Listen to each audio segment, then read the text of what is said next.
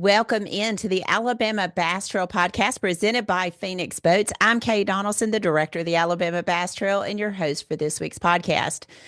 It is the podcast for the week of February the 17th. I don't know if you refer to it as your post Valentine podcast or your pre Lake Martin ABT South Division podcast, but it is really all of those. So I hope that each one of you took care of your Valentine. I hope that you got to spend a little extra time with your loved ones because, in the grand scheme of things, that is what it's all about. At the end of the day, nothing is going to be on your tombstone about what a great employee you were or what a great whatever you were. It's going to be about your friends, your family, and those who loved you the most. So I hope that you did take care of your Valentine, whether it's flowers, whether it's out to eat, whether it's just staying home and being where your feet are. Whatever the case is, I hope that you took care of all of that. It was a beautiful Friday. It kind of got a little sketchy over the weekend on Saturday, but the weather here Friday was really nice. Got to spend some time in the afternoon out with Wrigley throwing the frisbee. And, around the Donaldson household, it was a work weekend for my husband. So he was gone most of the weekend working and all the things. This is shutdown time at where he works. So they are very busy there. But all in all, it was a weekend at home. Got to do a lot of things here at the house. One thing I've learned about a pool is it's a lot of work. And so as the rain comes in, we have this groundwater that we have to get rid of. And so it's constantly looking at that and taking care of that. But I'm not going to lie, like I'm not mad about it. I enjoy it. And I know that this summer I'm really going to enjoy it. So just know that come this summertime, I'm working a lot January through June, but come this summertime, I expect to spend some time by that pool. So I'm excited. A lot of things going on in the Alabama Bass Trail office. You finish up from Smith Lake, you get all of those checks out, you get all the winners announced, the contingency winners, notify all the people, do all the things that you're supposed to do once a tournament takes place.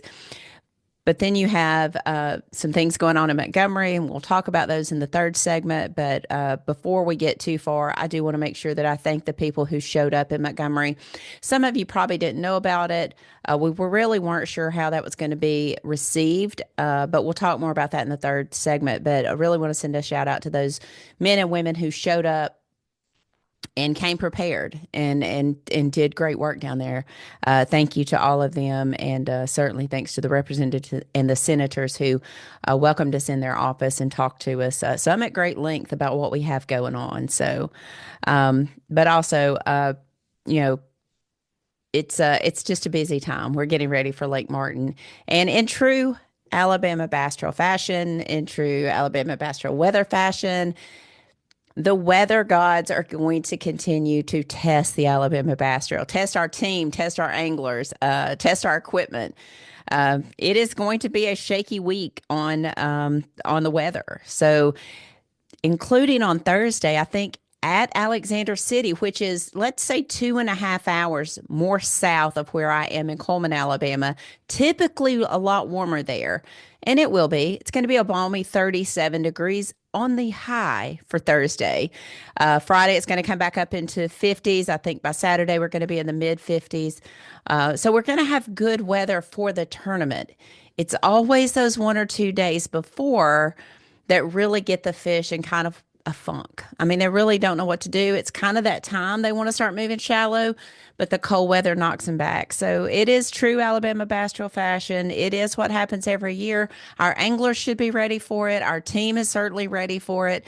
We'll see if the fish are ready for it. So, but it's always good to get to Alexander City. And the one reason we love to go there is Wind Creek State Park. They roll out the red carpet. There's already been a number of tournaments held at the park this year. I know OGS just had a tournament there on Saturday. A lot of people have tournaments at Wind Creek State Park. They're built for it. They're ready for it. But there are some things that are changing on Lake Martin, and we'll talk about that. New regulations as far as, how you can drive and kind of meander your way through Lake Martin. We'll talk about that. I am not a Marine Patrol officer. I can give you what the law reads, and then it's up to you to follow that. This probably more than any other body of water on our South Division. You must pay close attention to that. If you receive a ticket during this event, you are disqualified. So we'll talk about that. I encourage you as you're practicing, there are a number of law enforcement officers that are located there. They actually have a station there at Wind Creek. Make sure that you talk to them. I was told this past weekend with the OGS tournament, they're checking everything from your whistle to your throw rope to your fire extinguishers to your PFDs, your letters on the side of your boat, your insurance, if you have a boater safety course that you have passed. So you need to be well aware of that, have all of that in your boat, have proof of all of that, because it is a violation and it is, you are DQ'd if you receive a ticket during this competition. So please make sure that you take time to verify all of that. I will say, I'm excited to get down there. Sandra Fuller, one of my favorite people in the whole wide world. She's with the Tallapoosa Tourism Bureau there and just does a phenomenal job with welcoming our teams in. And she's there during the weigh-in. And they always, their newspaper's always out there. It's always great to see them. It's a lot of fun and it's well equipped for tournaments. It is going to be a little colder, so we anticipate a lot of guys will put in at the state park. If it is available for you to pay your ramp fee ahead of time, please go to the building there when you enter the park and see if you can do that ahead of time. I will try to make another post about that. I have to go to Montgomery on Wednesday for some appointments, and then I will be on over there. It may not be until Thursday when I get there, but when I do get to Lake Martin, I'll check on that and try to make a post for you. But if you can go and pay that in advance, that will help speed you up. I will say the number one thing that hinders us at Wind Creek is getting you through the gate. If you show up and if it's $5, try to have $5. Try not to have a 20. Try not to have a 10. Try to have a $5 bill that you can easily hand to them. They give you a ticket, put it in your window, and be done with it. For those of you who choose to come in late, go by and get your biscuit at Jack's or whatever, and you choose to come in late, if you park in a spot where you're told not to park and they tow your vehicle, that is on you. Has nothing to do with us. You can't park in front of camping spots. You can't block the road. There are entrances that you can't block. We've had that happen before. We will attempt to call you, but the way to avoid that altogether is just don't park where our guys tell you not to park. Mark and Todd and all the guys in the parking area that are directing traffic, they will tell you when and where you can park. Please do not park in an area where you're asked not to park. If they come to tow you, we will allow them to do so. So please make sure that you follow the directions of our staff. We would love to be able to help you, navigate this the best we can. All right. Again, my phones are going off the hook. It's tournament week. It's completely what we expect. So if you hear a lot of dinging throughout this, I apologize. Grab a Celsius and try just not to worry about things right now. Shout out to David Miller at Buffalo Rock. Heard Luke and I kind of going on and on about Celsius the other day. And of course, Luke's Topo Chico little excursion he went on. But I am drinking the Wild Berry. Sparkling wild berry. This is my favorite, and I needed a little pick me up today, so we're gonna have a little. All right. Shout out David Miller at Buffalo Rock. Appreciate that. All right, let's talk about fishing around the state of Alabama. I'm going to have Luke Dunkin on in just a little bit. We're going to talk about what we saw at the Toyota series that we had on Pickwick, a week or so ago, just because I haven't had Luke on since then. I will say this. Bass fishing overall just continues to be very controversial. And I really had hoped that 2025 would start out different. It's not been so much on the Alabama Bass Trail, but in some of the other trails. So I'm hoping that we can kind of steer away from a lot of that in the Alabama Bass Trail. But I do want to talk a little bit about fishing across the state of Alabama. I mentioned our good friends down at OGS, Mike Freeman, Mike Autry, Vivian, and all of them had a tournament down on Lake Martin on Saturday, the 15th of February. and a little over 14 pounds won it. I didn't know the guys that won that tournament, but a little over 14 pounds. And looking back over the last 4 years, we have seen anywhere from 1391 to 1606 win, but really hovering around that 14 and 3/4 pounds is kind of where we've been on our winning side of things. So I kind of expect that the temperatures and water temperatures and things like that may continue to dictate that we'll be around that 14 and a half pound winning weight.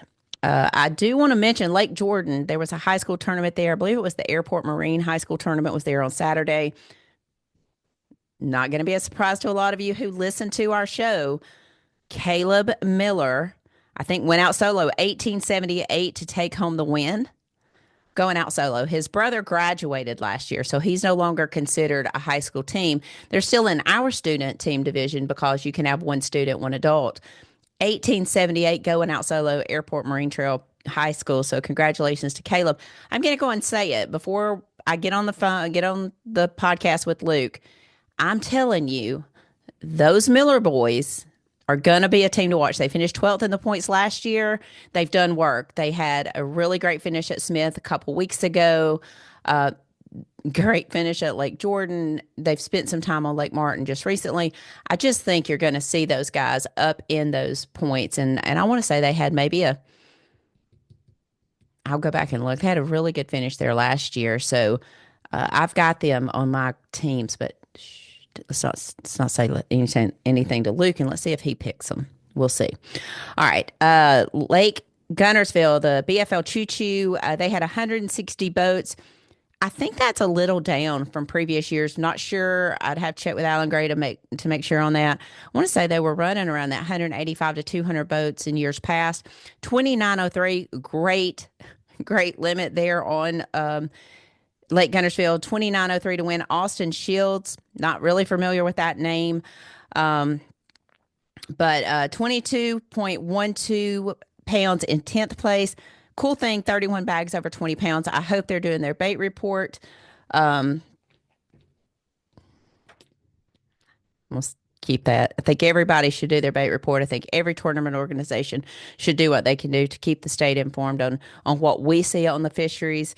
I've always preached that. I'll continue to preach that until I have a reason not to preach that. But it's getting harder and harder, honestly. Anyway, 31 bags over 20 pounds in the BFL, phenomenal weight. Didn't look at the co-angler side too much. Again, every time I open my Facebook page, it is someone looking for a co-angler. I'm going to have a guy on. I know he just started a podcast with Mr. Spencer Groves. His name is Daniel Vasquez. He moved here from South Florida back in November. Fish on the co-angler side, fish top 10, I think, on the co-angler side of the Opens last year. He's fishing some tournaments around here on the co-angler side. I know he fished the Toyota Series. I know he fished the BFL this past weekend. I'm going to talk to him a little bit. I know he made some comments on Spencer's in his podcast last week, talking about the co-angler situation and how some have just kind of given up that hope since Bass has eliminated the co-angler. But we're going to talk about that. Hopefully I can have him on next week to kind of talk about his move to Alabama, kind of why he chose the section of Alabama that he moved to, and give him some time to kind of, just kind of talk about all of that and his aspirations and goals. And he's not fishing the ABT this year.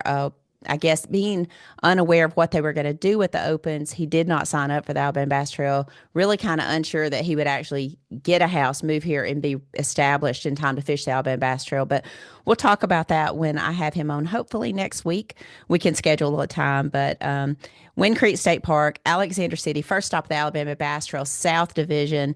This is probably about the fourth or fifth time we've started at Lake Martin. For anyone who knows, you really kind of want to be there January through April. May, you start getting a ton of just recreational traffic, big boats, jet skis, things like that. And I know for some of you, April sounds extremely early, but we've seen jet skis in March on Lake Martin. So it is a very big recreational lake. Just a beautiful, fantastic lake to be on. I say this all the time. There's two lakes. If you want to completely hook a kid on bass fishing, take them to Lake Martin, take them to Logan Martin. They are going to catch the absolute snot out of them.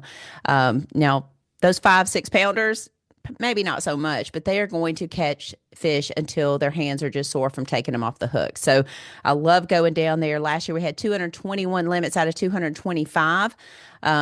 We actually had someone lose a fish at the boat as they're sacking them up, or we would have had 222 limits. So, it's the way things happen. I would have been sick if that would have been me, because literally a pound, pound and a half bass separates you from like 160th to 90th place. It's absolutely crazy what one fish there can do. So we're going to have Luke on in just a little bit. We're going to talk about, what we think is going on at Lake Martin, how things are going to shake down for the Alabama Bass Trail, teams we think you can watch. I may see if Luke's got a guess on Angler of the Year. CJ Knight, Anthony Goggins mentioned on the Best Of show, they don't like starting at Lake Martin. They much rather have that as a March, April tournament. But this year we're starting there. We'll talk about that. We'll talk about who we think we should be watching on Saturday and then for the Angler of the Year for the 2025 season. I've got my picks all in. I'll give you a quick look. I hope you didn't see that, but we'll talk about that in just a little bit here on the Alabama Bass Trail Podcast presented by Phoenix Boats. Stay tuned. Mr. Luke Dunkin is up next. Y'all stay tuned. Jack's here, and we've noticed a lot of so-called value meals don't seem to value your appetite. That's not the case with our $6 dinner deals after 4. Choose from 2 pieces of hand-breaded fried chicken, savory chopped steak, chicken fried chicken with house-made gravy, or juicy 3-piece chicken fingers, along with 2 generous sides and a made-from-scratch flaky biscuit, all for only $6. As for all those other value meals out there, well, bless their hearts. We're Jack's, and we're all about the South. Welcome back to the Alabama Bass Trail Podcast presented by Phoenix Boats. Pre-Lake Martin kicking off the South Division, Mr. Luke. Going to be a chilly one down there during the week. Going to get a little bit nicer on Saturday, though. Thank goodness. And I said multiple times. I said it at the ABT North meeting at Smith. I said it on stage. Get ready. Bring your snow shovel, because it's probably going to be that way at Martin and at Guntersville in the north and beyond, because we got blessed down there at Smith. I wore flip-flops and shorts on stage for the first ABT North first weekend in February. But it's going to warm up. It'll be nice by the way in. By way in, I think it's going to be great. I am so glad that I'm not fishing and having to practice on Thursday. I think it's going to be a balmy 37 degrees on Thursday. Probably going to be a short practice day for some of those guys. I think they'll probably get out there around 9, 10 o'clock, probably be back in the room by 3. I am so glad I'm not having to practice for that. So glad. I'm glad I'm not even going to have to set the trailer up on Thursday. So, Daniel, if you're planning on coming down early, I'm not setting that trailer up till Friday, dude. It's going to be like 55 or 50, I think, on Friday. So it's going to be warm on Friday. We'll get, all that stuff set up and get to it. I'm ready to kick it off. For some reason, it seems like it's been really a long February. And I said this, January seemed like it was 100 days long, but February has seemed really long. I agree. Kind of dragging by for whatever it reason. Is. It is. Kind of dragging by. I mean, March we have, 3 events, because I always consider the Classic one of our events. So we'll be like bam, bam, bam. I've got a wedding. I also have an MPFL. I'm not. Just if you're expecting to see me here in Lawrenceburg, Tennessee, just don't for the month of March. I'm not gonna be here. So when you come home in April, it's gonna be like you and Marissa like honeymooning again, because she won't even remember what you look like. Yeah, because I think we fish after the Classic. We've got a 2-week break in ABT, and we've got I've got a gauntlet week where I have an MPFL and an ABT same week, so kind of pulling double duty in April. But yeah, I've got actually 2 free weekends in April, and that's when turkey season opens. Not that I've looked at it over and over and over. I'm definitely going to be home for the first 2 weekends of turkey season. No big deal. Well, I could tell you, I don't know who does the MPFL scheduling, but I did learn one thing in Alabama Bass Trail scheduling is you want to look at Turkey Day, but you cannot have a tournament on the opening day of dove season. Yeah. And it really isn't about the dove. It is just about fellowship, beer drinking, and being dressed out in camo and just that. It's burning up most of the time. It is more of a holiday to some probably than Thanksgiving. I won't say Christmas, but that first day of dove season, you just don't put a tournament on that day. No, you can't. And my dad used to get me out of school as a kid to go to the Dove opener. It would open at 12 noon, and me and my brother, he'd come get us, like check us out of school. And when you got to the principal's office and go get checked out, there'd be all your little redneck buddies too.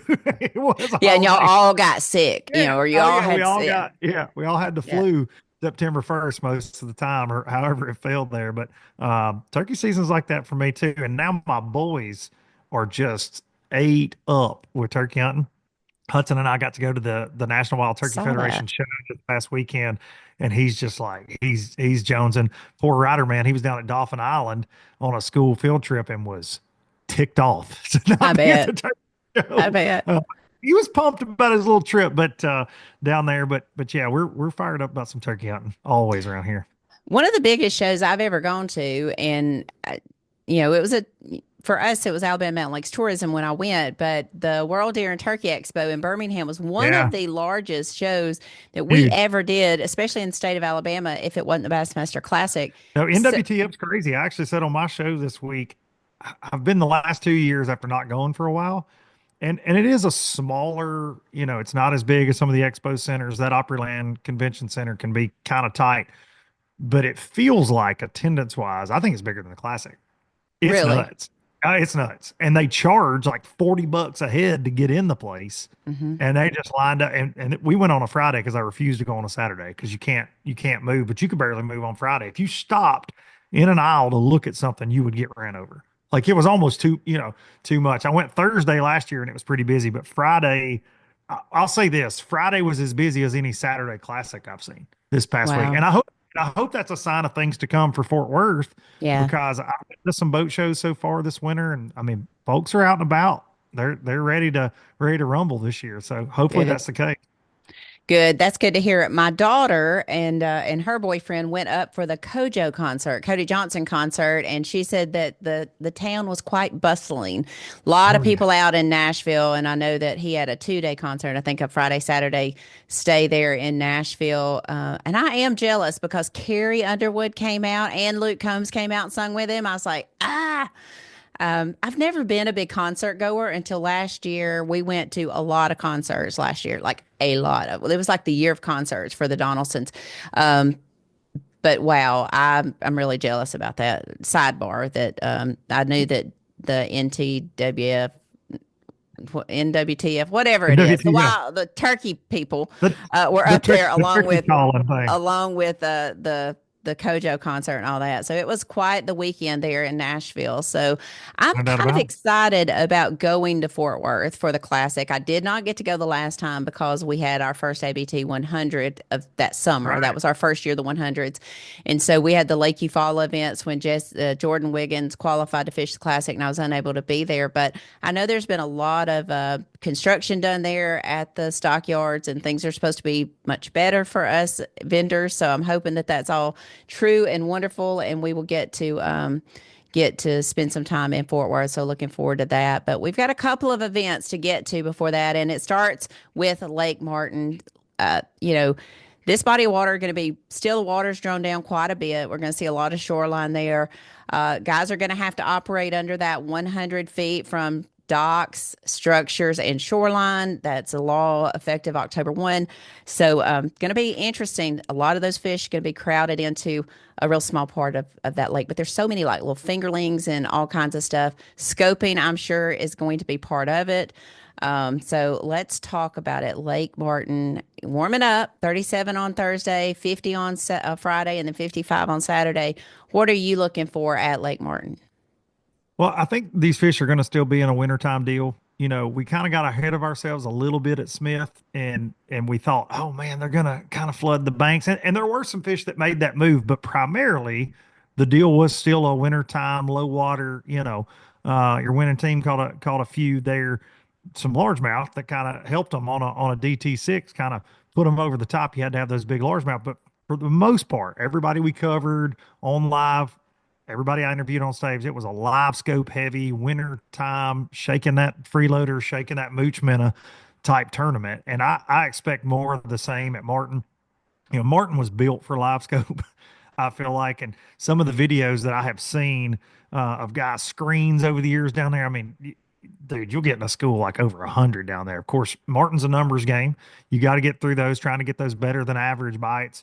But I fully expect that.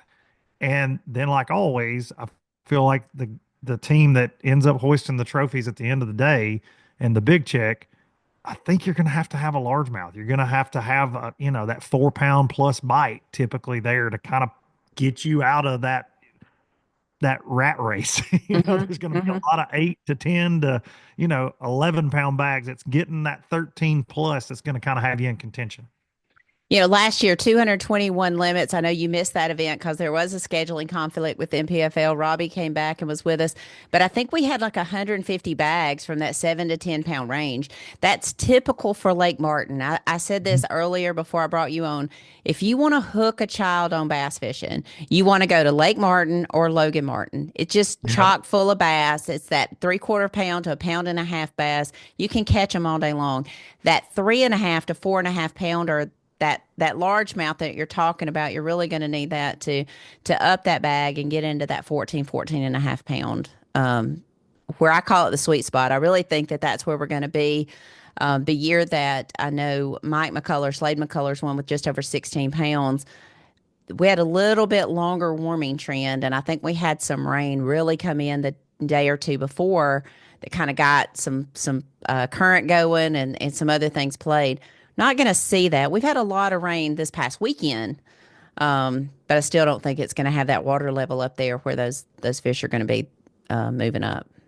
Yeah, and I do wonder though with if it can stay dirty for a few days in some areas because that does help on Martin. I used to fish Martin quite a bit this time of year too, and that always seemed to kind of position those largemouth even in lower water because that place is gin clear for the most part, especially when you get down towards the lower end. But when you get up Elkahatchee, Wind Creek, that area, which kind of known for some largemouth, and then up the river.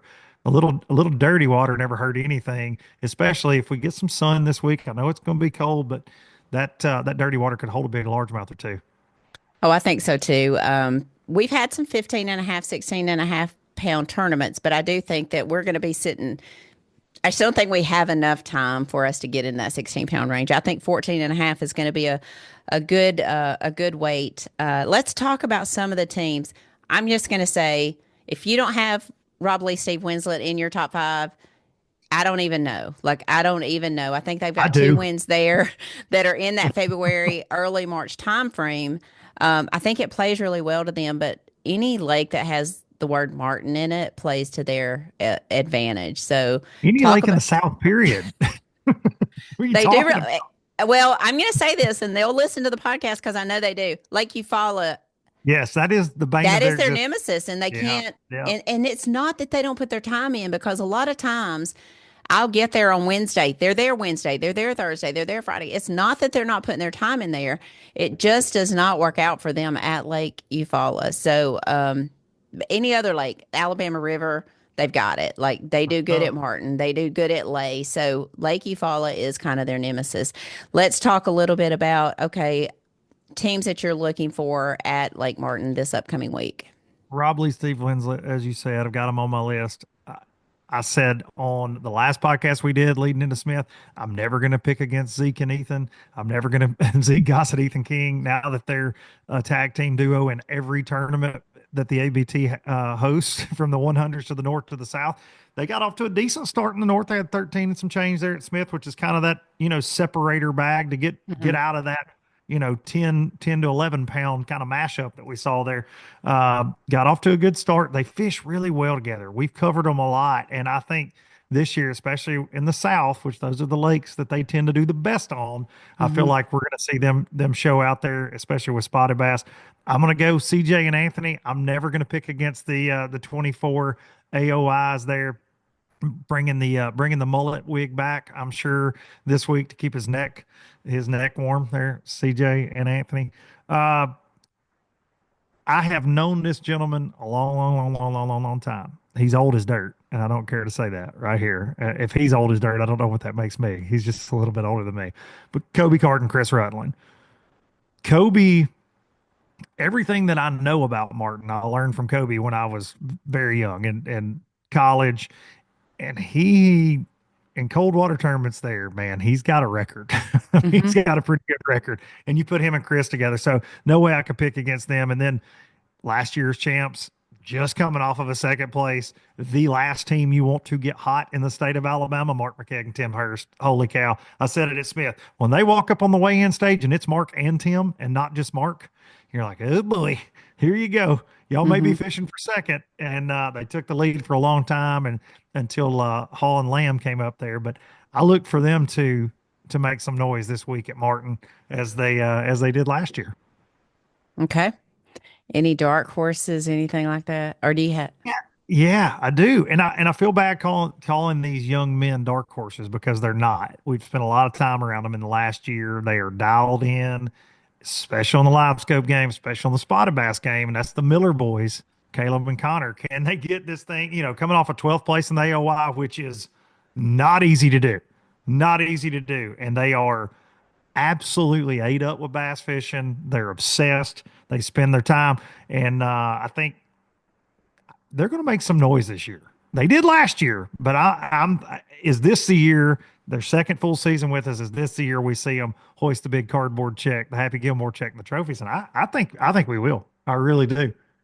You have to go back and listen to this podcast tomorrow because I said some things in the opening segment. I said I was going to say it before you got on here to see if we were in tune with each other. 100%. I've got Caleb and Connor Miller in my top 5 teams to watch, not only for this tournament, but for the season.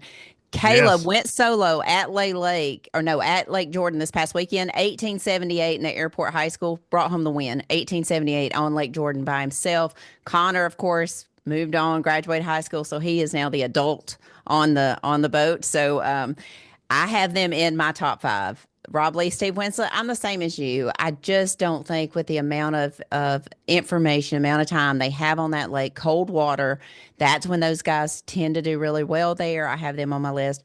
Mark McKeag, Tim Hurst. One of the things, and I want to talk about this after we talk about just Lake Martin, I want to talk about the winners at Smith, what we saw at Sylacauga at the Lay Lake tournament the next week. Scopers weren't really in those top 3. I mean, so I want to talk about that. Um, McKeag and Hurst, I have them in my top 5. Miller, of course, in my top 5.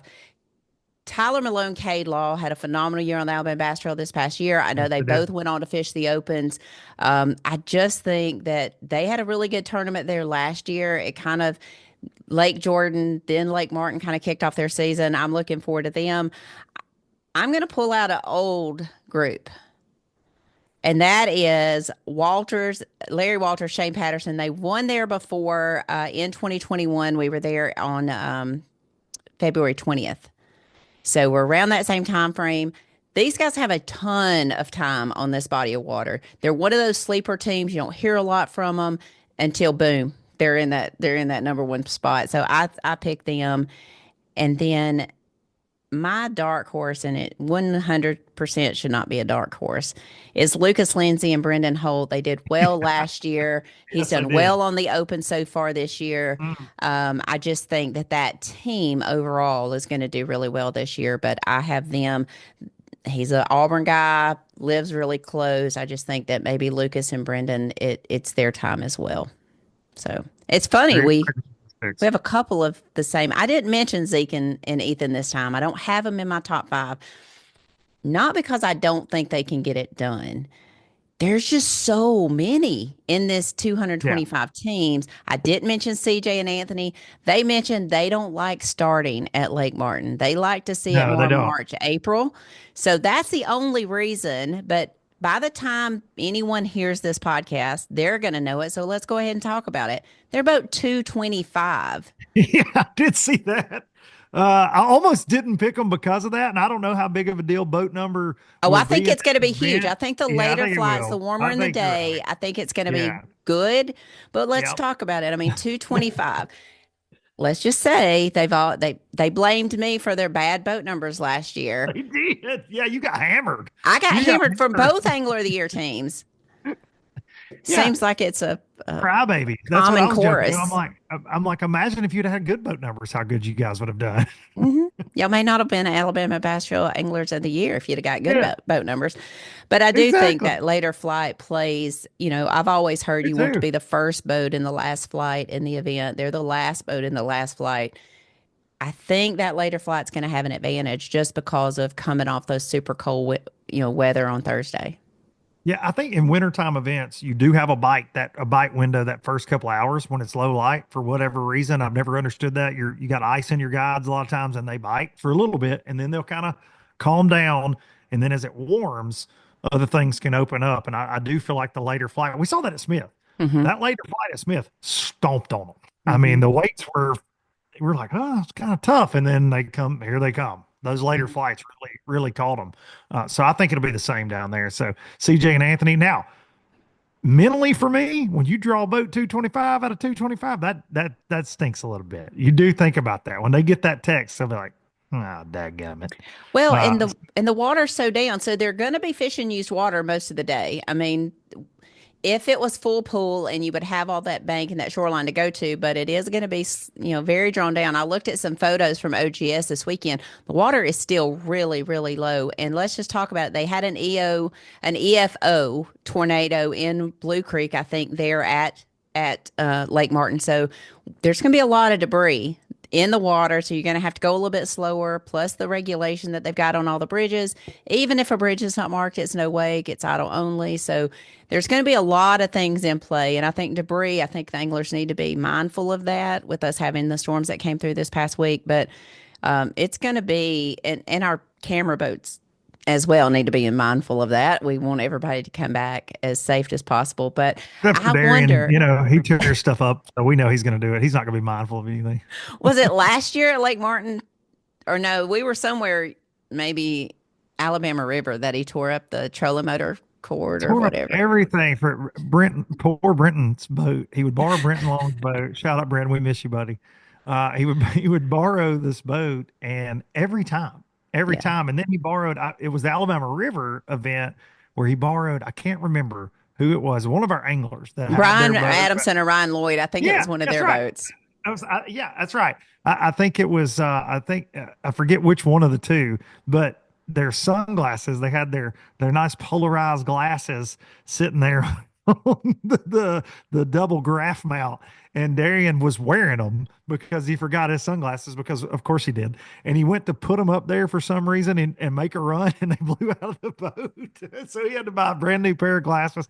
It was like that all year. He used my boat for 30 minutes while I called boat numbers at the first ABT north of Pickwick and destroyed my trolling motor. Still not sure what happened. It was the first time I even But got to it's put the boat Darian's to water, fault.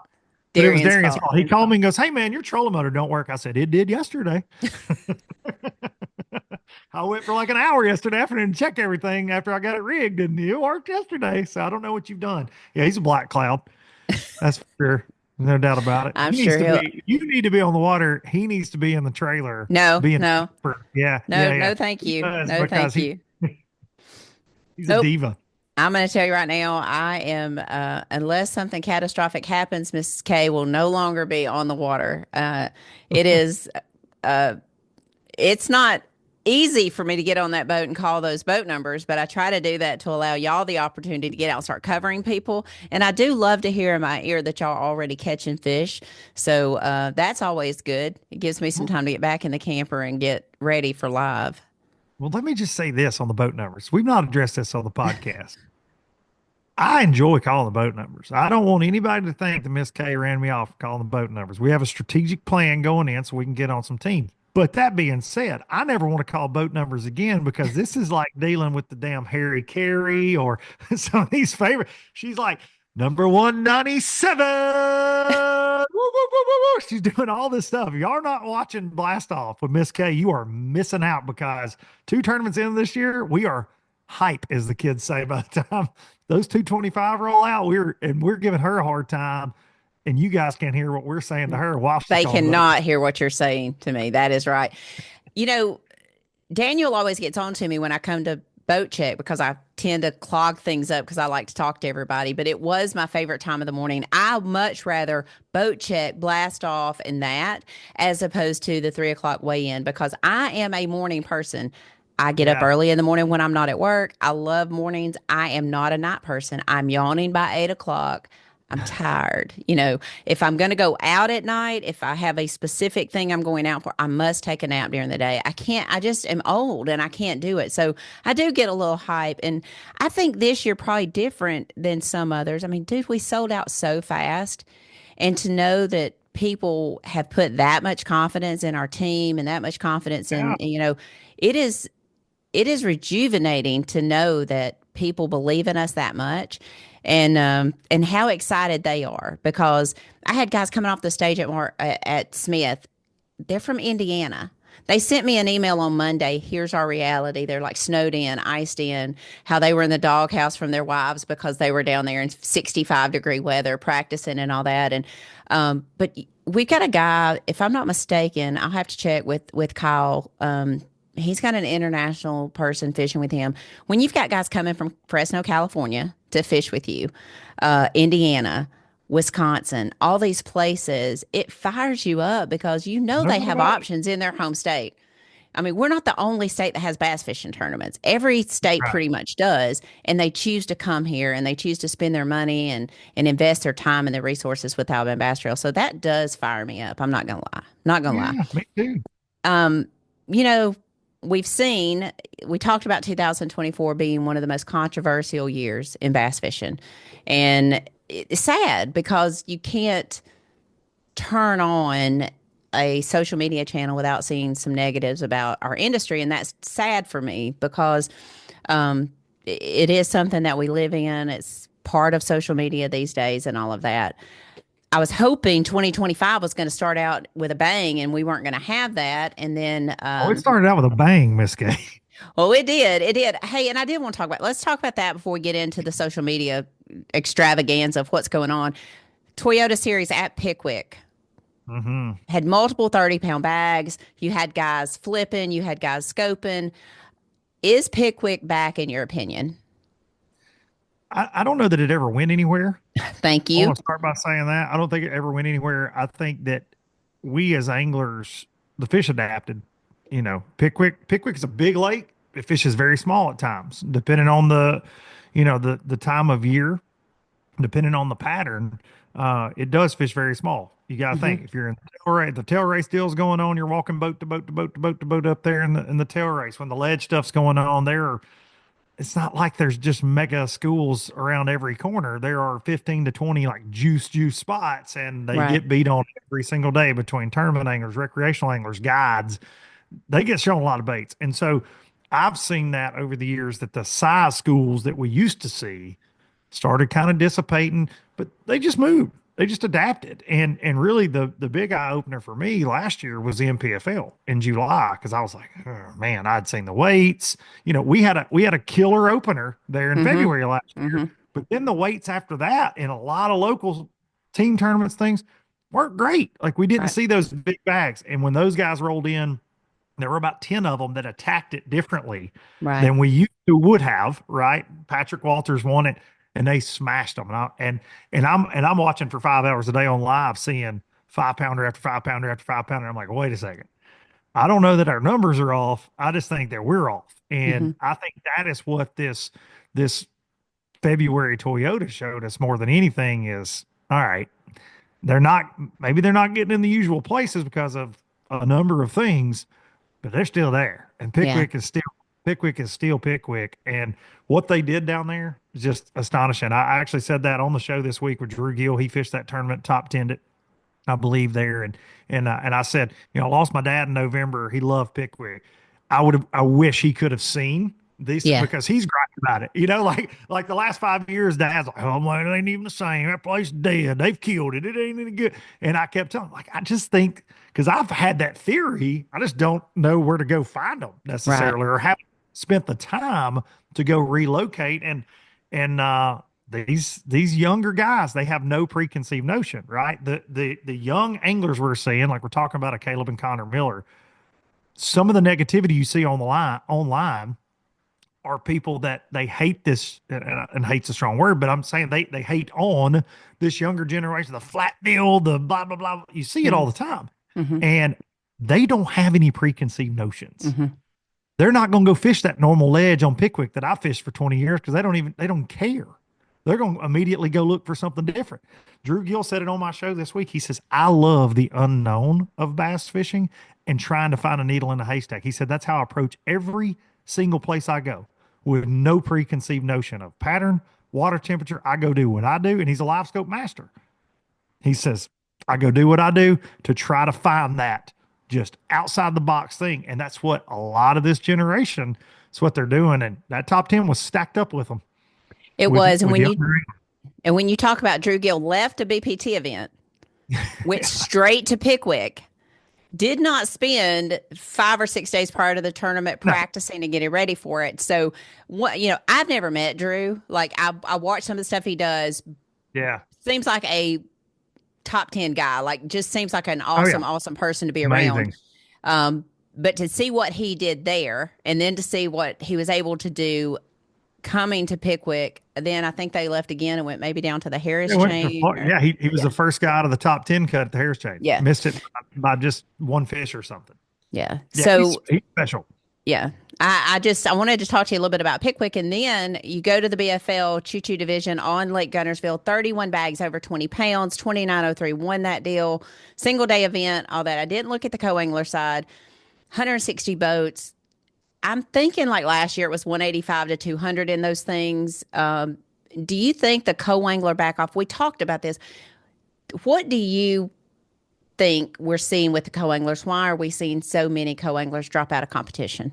So, I mean, the obvious, the easiest answer, the highlighted one is four facing sonar. But I did a show about this specifically last week. I shot a video on this because I'm a former co-angler, loved it, fished the FLW tour, fished going back to my 16, fishing Redmans as a co-angler. That's how I got my start.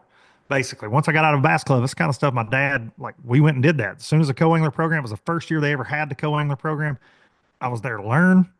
You know, you take your opportunities to compete when you can, right? Mm-hmm. But I think a lot of co-anglers, and I got some angry comments for saying this, but I think a lot of co-anglers are in it for the wrong reasons.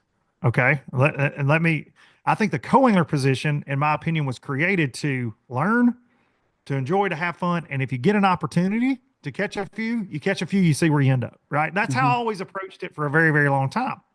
Now, the FLW tour had a lot of professional co-anglers that were just there to be co-anglers, and it kind of changed that deal. It did. Mm-hmm.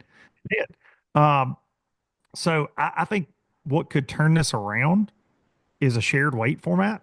I Mm-hmm. said that. That's my opinion on it. I think one bass gets it right out west. It's a killer format because I don't care what my pro's doing. He can Right. sight fish all day long. He can skip docks and stick me out in the middle of the lake. And that was my point on the video I shot last week was this. As co-anglers, and again, I've been one, and I've been one to complain. We've always complained. You're going to complain if a guy's going to parallel riprap all day long with a DT6. What are you going to do? Oh, man, I couldn't even make cast all day long. Right. He tells you he's sight fishing. Kiss of death for a co-angler. Oh, my gosh. Right.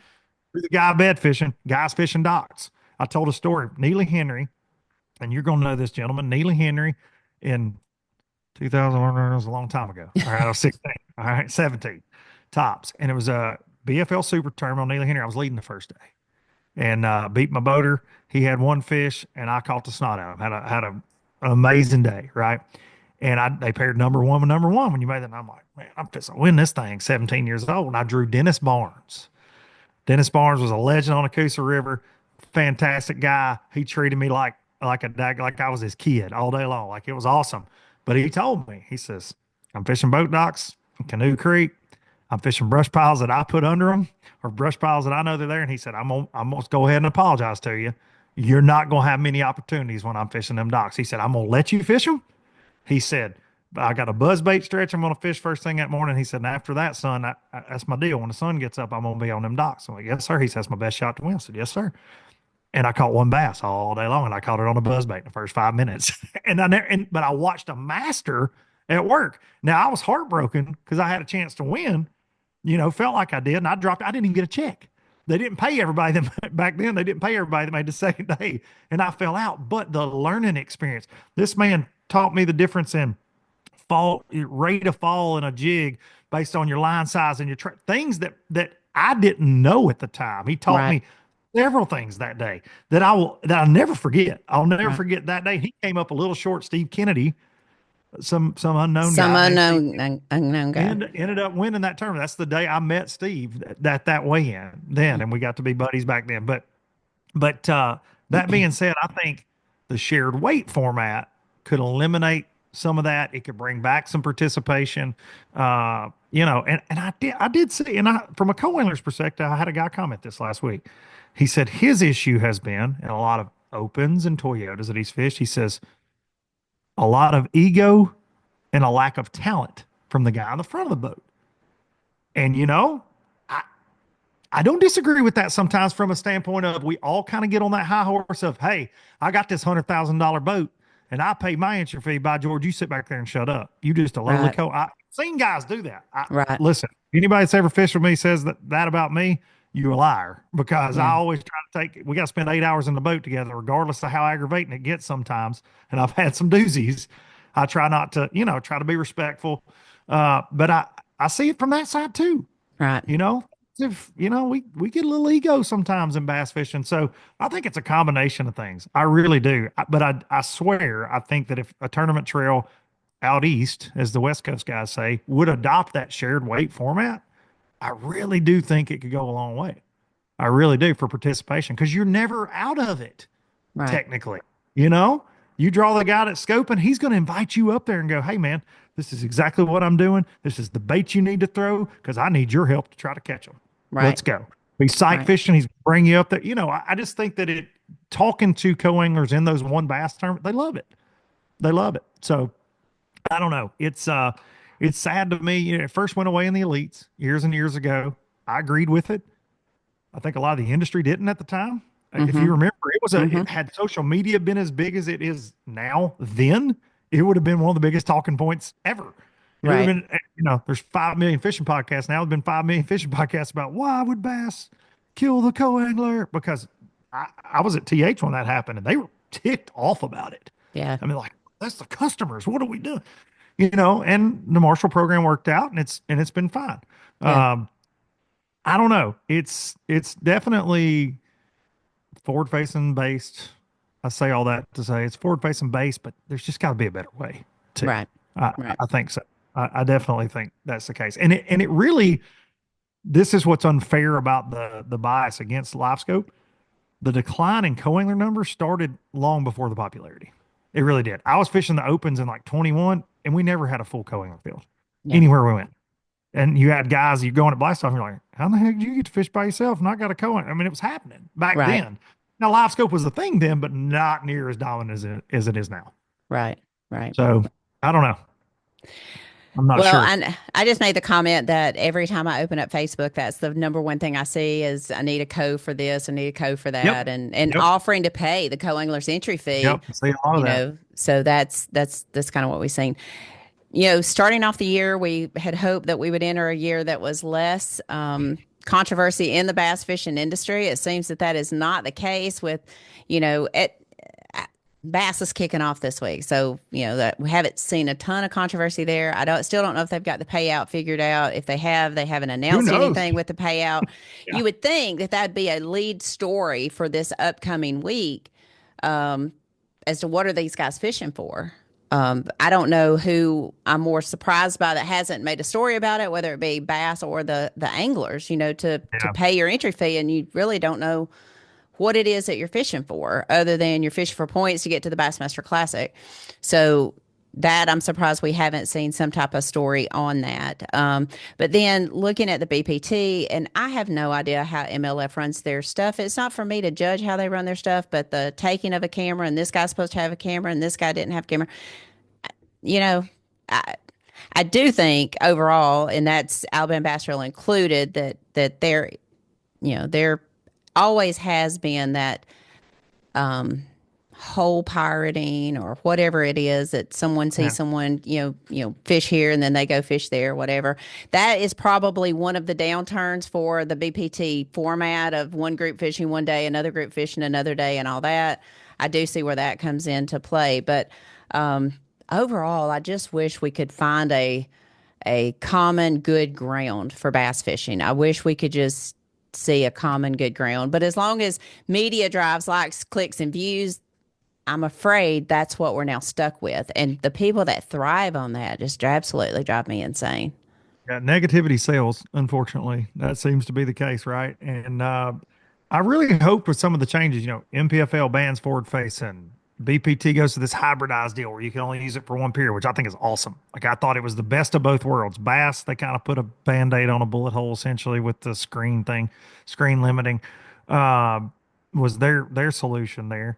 But I thought that early in the year we would see just kind of everybody goes and watches what they're going to watch. And of course, MPFL hasn't started yet. We start in a couple weeks. Elites are just fixing to start, but it's been insane. I think there were less negative comments on the post with BPT this week because I am a glutton for it. It's a guilty Mm-hmm. pleasure. I have to Mm-hmm. read the guys that hammer all caps. They're just, oh my gosh, they're so tore up about forward facing or whatever. And down there in Florida, luckily, you got Jacob Wheeler leading after the first 3 days, and he never turned the dang thing on. Or the first 2 days, he never turned it on. He never even opted to use it one period. And, he can only catch a bass with forward facing sonar, according to 90% of the internet, right? It's like the Drew Gill we're talking about at Conroe. He catches an 8.2 on a rattle trap, the biggest fish of the Right. event, but he can only catch a fish with live scope. So it's disheartening for me because, as we mentioned, the Pickwick Toyota, the negativity is outweighing the fact that there's a lot of really cool things happening in our sport. Mm-hmm. There's a, Mm-hmm. there's a huge youth movement. There are and they're competing. They're catching monster bags, and I don't care what side of the aisle you're on with the forward facing thing or not. It's very impressive what's going on. It's very impressive what these fisheries are kicking out because we talk about health of the fisheries all the time, right? People Mm-hmm. like to, I mean, they seem to be pretty dadgum healthy Right. for the most part. There's a Right. lot of big bass getting caught and numbers of them, big limits. We see it in the ABT. We see it in a lot of different tournaments now. So, that's what frustrates me the most. And look, Miss K, I'm listening. I can stir the pot. You know me, I Oh, can I stir know. the I pot. know. I know. But I do wish that people would just kind of chill and Mm-hmm. take it for what it is. That is an awesome time. And look, if it all gets banned 5 years from now, it's not going to. But if it does, then we'll put an asterisk beside it, and you know what? And then we'll all go back to throwing a shaking head going down the bank and hoping to catch 11 pounds to win. I don't know, Mm-hmm. but I think it is what we've learned is so cool to me, and the possibilities that are out there in these 3 day totals you see in these Toyotas, and you see in these opens, and you see in ABTs, and the weights. I just the guys that are everybody talks shaking a minnow and all that stuff, but like they're using other baits and they're using live scope shallow and they're using it to fish docks, and there's so many different things that they're applying live scope to, and I just hate that the negativity has kind of taken away from some of that for sure. And look, like BPT this week, that camera thing. I just want to say this real quick, and I did on LBL, of course. Uh, I was told, and Miss K, we do production, you and I, and Darian, Jason, and crew. It's the same with MPFL. I'm behind the scenes on a lot of this stuff. You call boat numbers, so what? We can get out there and get on. So when you're done calling numbers, we're on somebody fishing, hopefully on Right. somebody catching. MLF has less cameras this year. We work with 5 at MPFL. There's nothing scarier to me than when we hit the red button if you got 4 of those 5 guys making a long run Mm-hmm. because you're not going to be on anybody. And Mm-hmm. nobody wants to hear me and Fat Cat for that Mm-hmm. long. I'll assure you. I definitely don't want to listen to Fat Cat. Just ramble. Or Darian. Or Darian. Yeah, exactly. Especially Darian. But I was told, Keith runs a smaller boat. Adrian was given the camera because his boat was faster. They were both making long run down to Apopka. Adrian would be on camera quicker. Keith ended up with the camera in the boat a little bit later. Keith had been on camera for 2 days. So I think a little bit of that was kind of, I don't know. I thought it was silly that MLF had to make a statement. And look, I've been very judgmental at times of them. They had a great event down there. They had a lot Mm-hmm. of momentum. Conroe was great. That Hmm. event was great. That was a black cloud within the event that kind of Hmm. stunk. And, and it wasn't really their fault, Hmm. in my opinion. Kind of took away. Bobby Lane is a stud and a Florida. That was his first Florida win at the professional level, which really surprised me. And I didn't realize that, but I never bet against them boys down there. But that's what is so upsetting to me is because that storyline I've not Yeah, seen broadcast. Like right. it hasn't That's been at the right. top of my news feed, and I think that's That's something that right. should. Anyone who knows Bobby Lane, who spent any time with Bobby Lane, absolutely loves to watch him fish. I mean, and he Yeah. is, The I think, man. great for the sport. We saw him just Yeah. barely miss the Elite Series last year in the Opens, and so to me, we see. I just I think he's a great fisherman, but unfortunately, that is not the headline that I see when I open up my news feeds. Or look at the top 10 that included Big Show Scroggins go fighting for a win. Hello. Yeah, no, I mean, and then Mark Davis, who's a legend of the sport, was right there in the mix, leading it going into their third period. I got to watch a good bit of it yesterday, and you're pulling for Mark. He's won everything in the sport, but he's not won since they all created the Bass Pro Tour, and so it was a storyline. It was cool. And then Bobby gets his first win in his home state in a professional event, even though he's won Red Crest and he's won Elite Series and Opens and Ever Starts back in the day and FLW. He's won everywhere, Mhm. but he's not won in Florida. That's a cool storyline. Like I said, the negativity kind of outweighs it. But what did I talk about for 20 minutes on LBL this week? Keith and Adrian and their rap Yeah. beef. It's like Yeah. Kendrick Lamar and Drake, except a lot like nerdier A and little smells like nerdier than that. Well, smells we like bath. mentioned that when you look at Smith Lake, you had Ryan and Chad Hall in third place, you had Mark and Tim in second place, and then of course Jeremy Lamb and Blake Hall in first place. Some would consider Jeremy and Blake in that younger crowd. I mean, they're not the Miller boys, and they're certainly not Fisher and Naya and Ryan, that deal, but they are, considered in that group, the live scope group. But when you look at that, you had an older generation of angler that was topping the scales at Smith Lake. So I don't think you can just say, okay, well, if you're not 25 and under, you don't have a chance to win anymore because certainly Mark and Tim are over that age. Chad and Ryan are over that age. One of the things that my guys notice on the fish care tank, and we talk very openly about this, is Frank said he had way more fish that needed to be fizzed at Smith Lake than we Yeah, ever have in a February tournament. We saw some at Gunnersville at the ABT 100. And that is, I mean, let's just face it, that is a product of forward facing sonar. These fish usually coming in that 5 to 10 foot of water. Now they're coming in 30 foot of water in January or February. They're having to be fizzed. I think it's important that guys pay attention to fizzing. I think they for need sure. to understand how to fizz a fish. That's something we're going to have Frank do several videos on and the proper way to fizz. And then also understanding the proper amount of air to let out of that bladder because you certainly Yeah, don't want to empty that air bladder. right. We watched Zeke Gossett do that last year out at, I think, at Weiss Lake when we covered Mhm. them. So that is something that we're seeing. I think people are, I know Adam Bain mentioned to me Wednesday as we're standing in the halls down at the Alabama State House that he's always 50-50 on whether to fizz one because he is afraid that he may let out too much of the air. And we do have that stiff penalty. So fizzing is going to come into play this year for sure. No doubt about it. And it will at Martin this week. It did at Smith. I heard the Pickwick Toyota series. There were a lot of them that needed to be fished because these fish are coming from 25 plus. And I think at a lake like Smith, when you had that warm up, some of those fish live in 50 feet of water. Those spots are Hmm. nuts, Hmm. right? And I think when they slide up, they're already, I don't want to say stressing themselves, but that 50 to 30 jump that they make maybe to feel a little better and get up there a little higher in the water column, and then we bring them up pretty quick. Anglers they just need to take care of them, and our guys do the best job they can do. We have a very stiff penalty. Nobody ever wants to see a bass die. No tournament anglers like, man, I hope these all die. That's that's Hmm. never Right. never the goal. And I think that fizzing for me is kind of tricky, right? And I'm glad Frank's going to do that because you gotta once you're dialed on it, and people that are they do it in the middle of the tournament, no problem. I will tell this story on my late father real quick because he can't slap me. Unfortunately, he can't. Um, we were on Wheeler Lake one time in a team tournament, and we catch like 26. in an hour on a deep hole, and they were deep, deepest I'd ever caught largemouth. And I'd found these fish the week before, and I called him and I said, like, we're fixing to blow this thing out. These fish today, we're fixing to blow it out, and we did. And they all start flipping upside down, swimming in a circle. I'd never fizzed one in my life, but I had a fizzing needle in the boat. Well, Marty gets back there digging around the live well because he's worried about it, and I'm like, hey, they're gonna be okay. It's just a swim bladder. We'll fizz them later. You know, just keep fishing. We'll be good. They're gonna be fine. I got G juice on them. We're doing all the things, but it was early. It was a May tournament, so it was gonna get hot. He's freaking out. So he pulls out. He starts with our biggest one. Takes a fizzing needle, and I'm like, hey, Pop, just let me, because I halfway knew how to do it.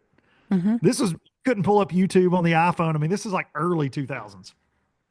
My father stabs this bass in the side, thinking he knows what he's doing, and it's a big one. It's like a 6, okay? Oh, And it looked like you were in the hospital and you just ripped out an IV and then blood started shooting everywhere. My back deck of my boat, I'm a, whoa, whoa, what are you doing? Graveyard dead within about oh 30 no. seconds. And I said, if you touch another one of those bass, you are swimming back to Decatur, Alabama. Do you understand this? I'm like, leave. And I had caught most of them too. He Yeah. ain't here to defend himself. But Yeah. I caught most of them. I'm like, do not touch another one. Do Hmm. not touch it. You do not know what you're doing. And when we got back up there, we fished them properly and everything was good. On the other 4, but he killed one. And so it is like if you don't, I mean, you don't need to Yeah. just go poking around. So I think shout Right. out to Frank for making that. And we Yeah. actually talked down there about that at Smith Hmm. and wintertime tournaments and then summertime tournaments. You're going to see that. We always have more in the summer, but now we're fishing deeper than ever with live scope in the winter for sure. Yeah. Take care. Fin clips are a great deal. They Great. help them settle. If you're not comfortable fizzing them, bring them to us and we'll fizz them. That's what I would say.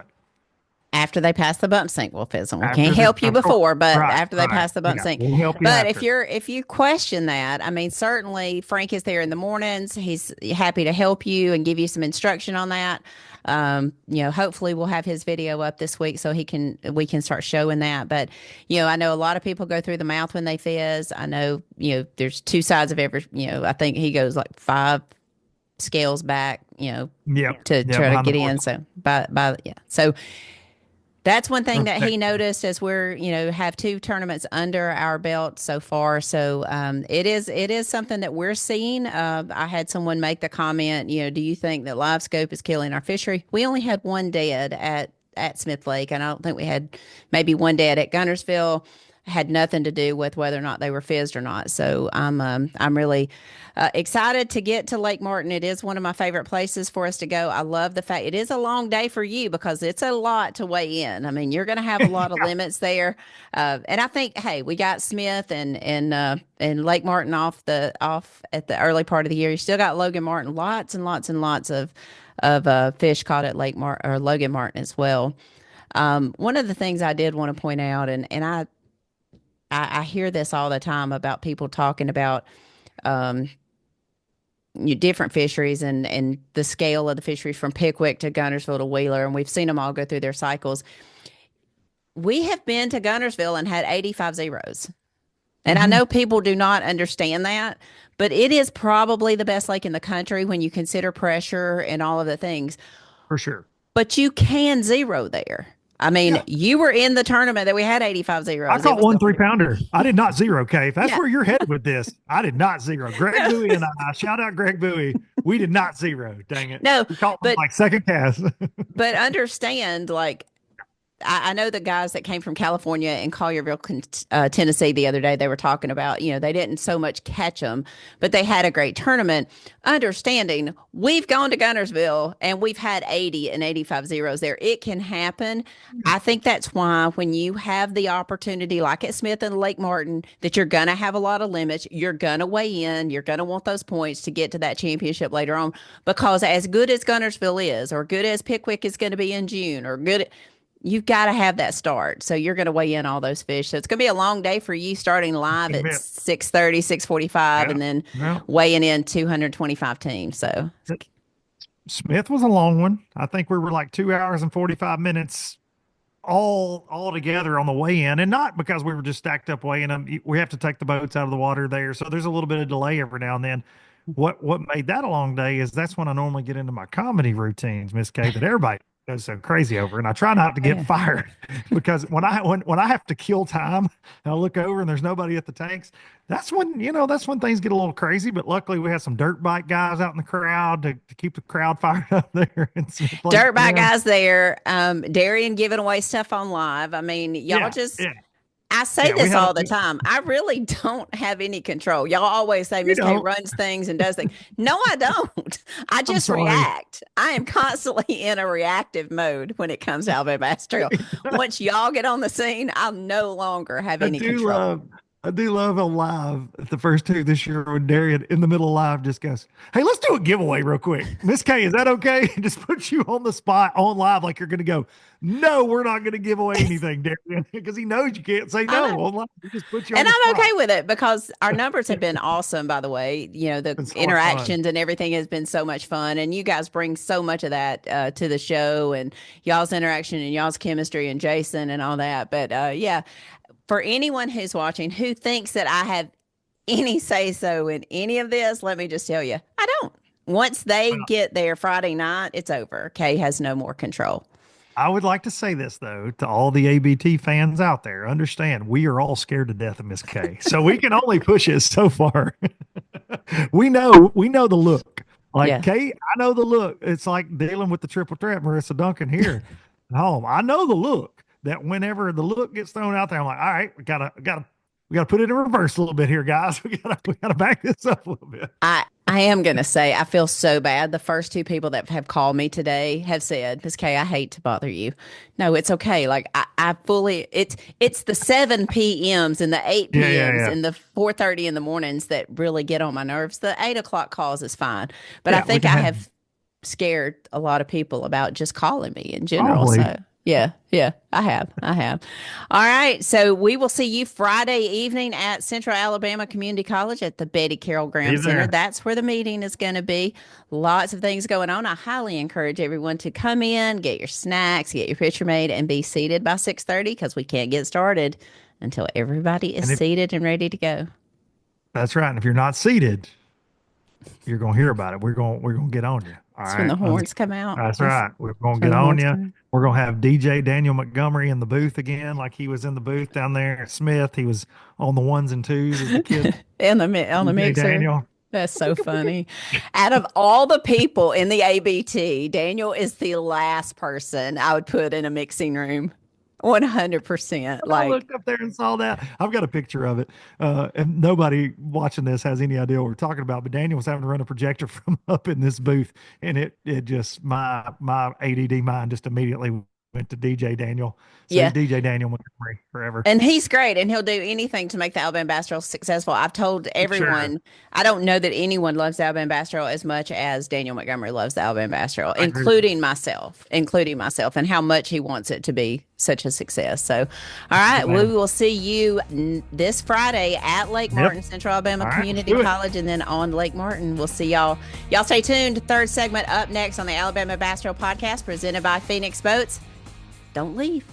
Research and development is more than just time in the shop for us. It's time out here, sweating the details,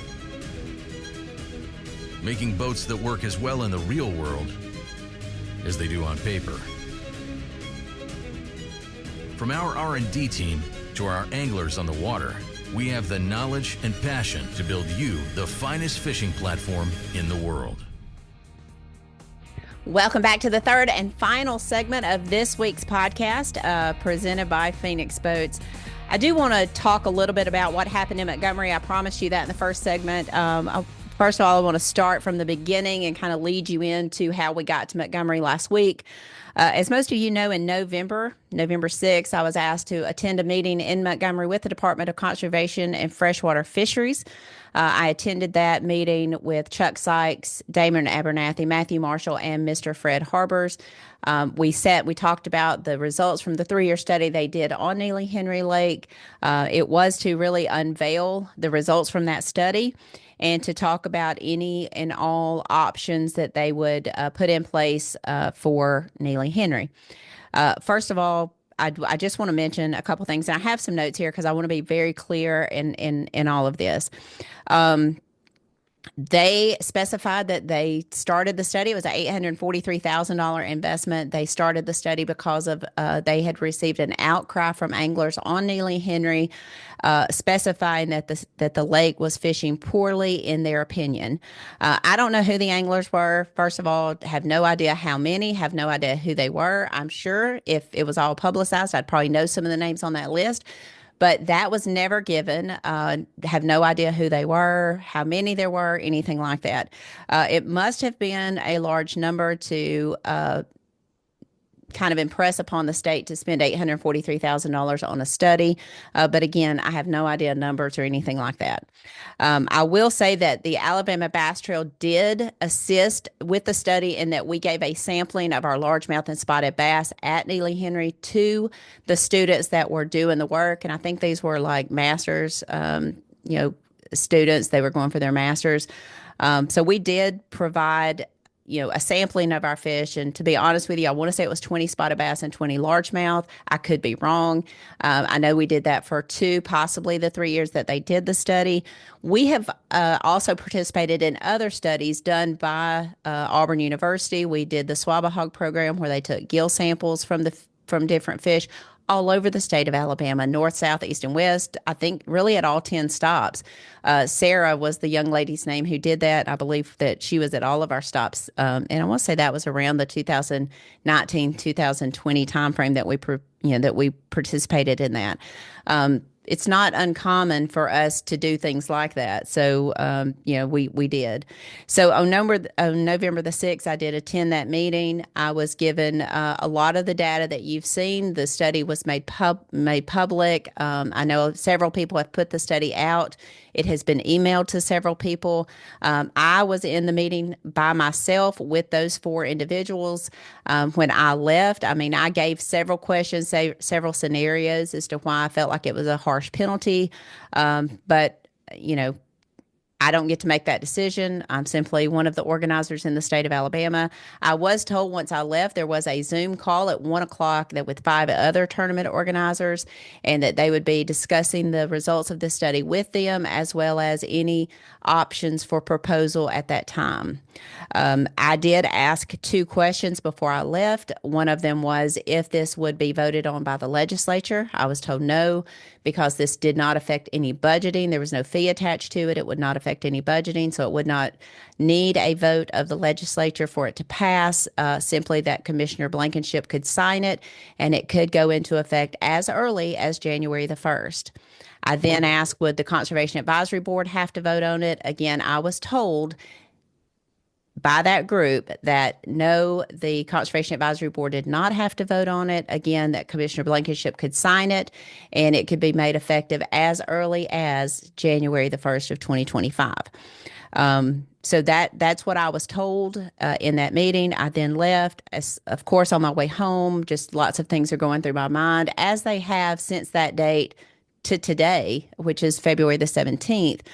I still have a lot of questions, still have a lot of concerns about how that affects the tournament business in the state of Alabama, as well as, from paying entry fees to what ties will do as far as breaking down the pay, our payout and things like that, as well as what it will do for participation, not only in our trail and in other trails. Will it keep bass from coming here? Will it keep MPFL from coming here? Will it keep MLF from placing tournaments on the Coosa River? Just tons of things, as much as the investments that these cities have made, like Lincoln Landing, $10 million, like the $20 million expansion that's been announced by the city of Gadsden.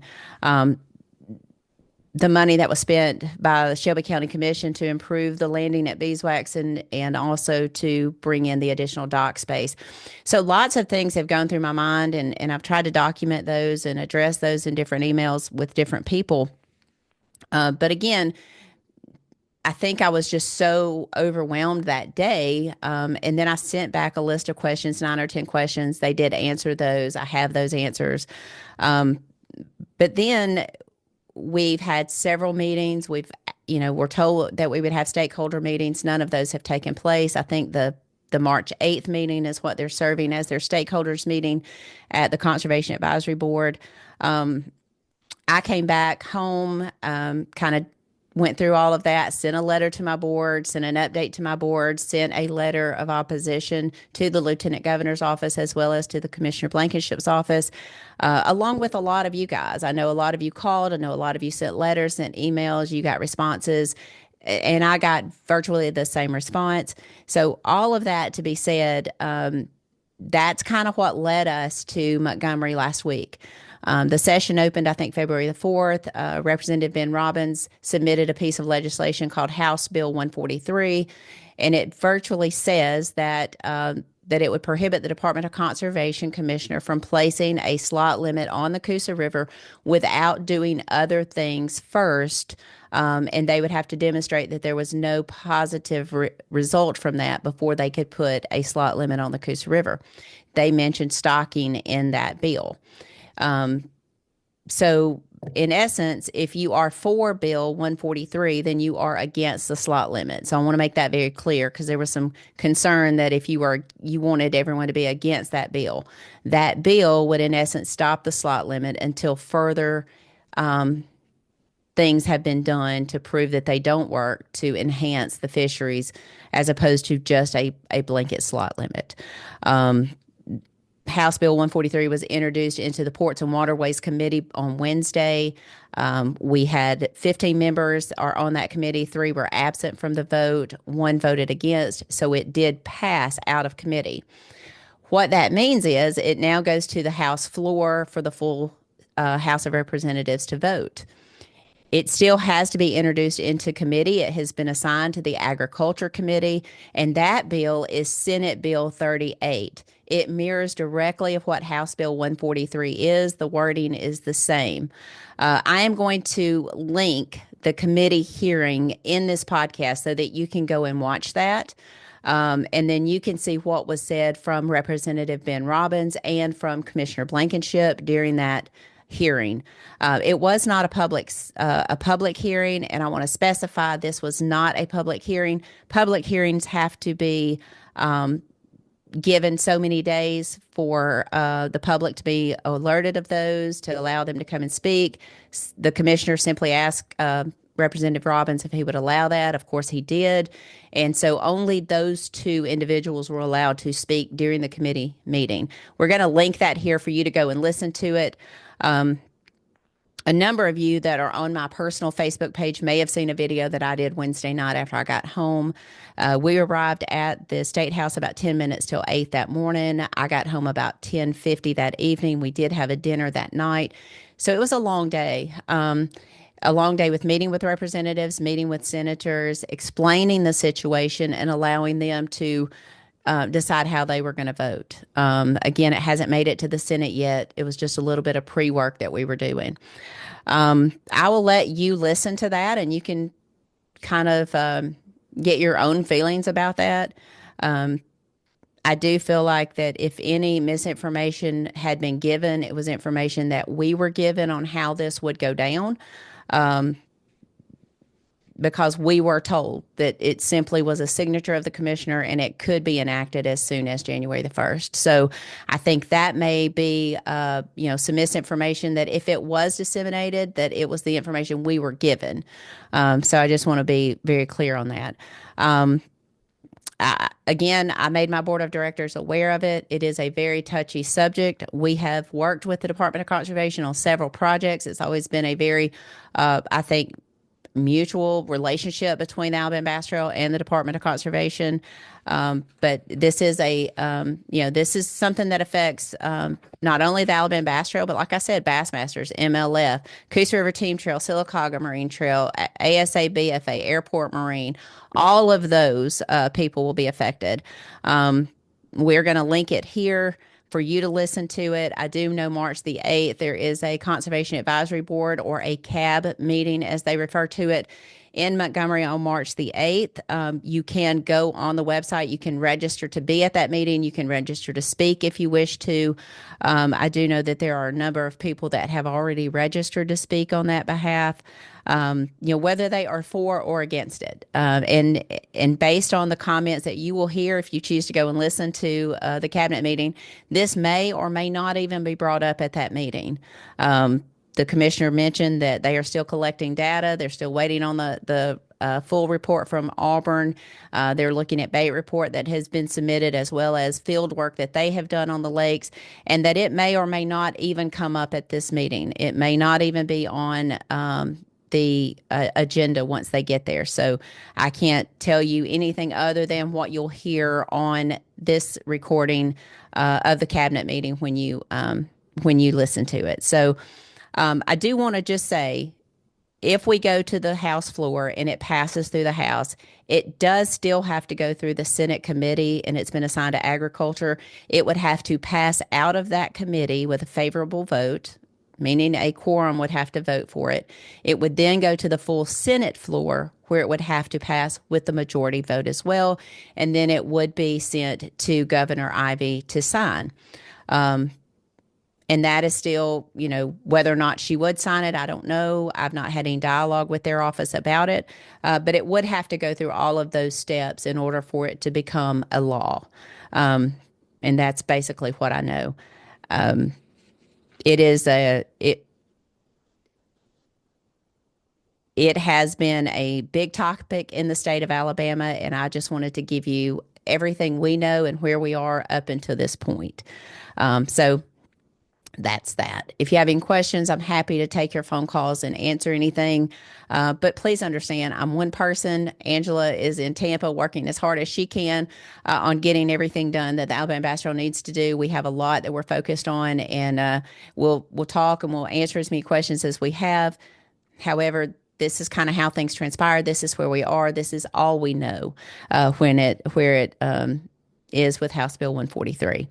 All right. 4 days away from Lake Martin, we are excited to kick off the 2025 edition of the Alabama Bass Trail South Division. 225 teams, 450 anglers will be at Alexander City starting on Thursday and Friday. Those are your official practice days. Just a reminder, you can only fish with your partner or your alternate if your alternate is fishing in that event. Please make sure that you view the email that we sent out on Monday morning at 10 o'clock. Please click the link to make sure that you're aware of the new rules and laws as far as your boating and navigation there on Lake Martin. It will affect you on Logan Martin as well. So please make sure that you are aware of that and that you are prepared. Be prepared with all the things you're supposed to have in your boat, your letters on your boat, all of your safety devices, everything that you need, a copy of your insurance, copy of your fishing license, copy of your ID. Make sure that you have that. I have a feeling that there will be a number of you that will need to provide that to law enforcement officers on the water. We have been told there have been quite a few of them down there, and that's okay. We want everyone to be safe. When we hand your fob out on Saturday morning, we would like to see that fob come back in our fob box in the afternoon. So we want you to be safe out there. I do want to thank everybody for tuning in. This podcast ran a little bit long. When Luke and I get together, we tend to do that. So I do want to thank you for subscribing. I do hope that you will rate and review our show on your favorite podcast app. I do, and I'm going to say this every time I get off this podcast, I hope that you will hug your loved ones. They are, at the end of the day, they're the ones that mean the most. Make sure that you cuddle up to your fur babies. Sneak them an extra treat every once in a while. We are all they have in their life and what they look forward to the most. So take care of your fur babies. Maybe that's a cow. Maybe that's a horse. Maybe that's a emu, whatever it is. Mine happens to be a dog named Wrigley, but love your pets. Love your fur babies. Take time to enjoy all the things around you. Don't sweat the small stuff, because at the end of the day, it's all small stuff. God bless, good fishing, and I hope y'all have a great day. We'll see you back here next week, and we'll talk a little bit about post Lake Martin. Y'all have a blessed day. Thanks for listening to the Alabama Bass Trail Podcast. To learn more about the Alabama Bass Trail, make sure and visit alabamabasstrail.org.